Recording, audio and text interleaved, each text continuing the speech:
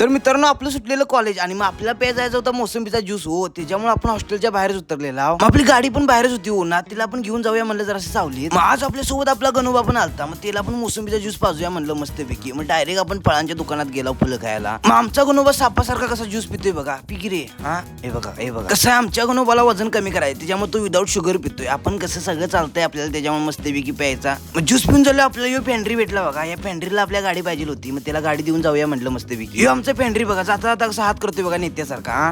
मग आता हॉस्टेलला जाता जाता काय ते गिळत जाऊया म्हणलं. मग एक कुरकुर घेतलो, कसं आमचा गणोबा खाईत नाही, डाएट वर आहे. मग रूम मध्ये पाय ठेवतोय तोवरच आपल्या रूममेटनं काय ते पार्सल मागवलेलं. आता काय मागवलेलं, अगा डायरेक्ट सर्जरीची बुक.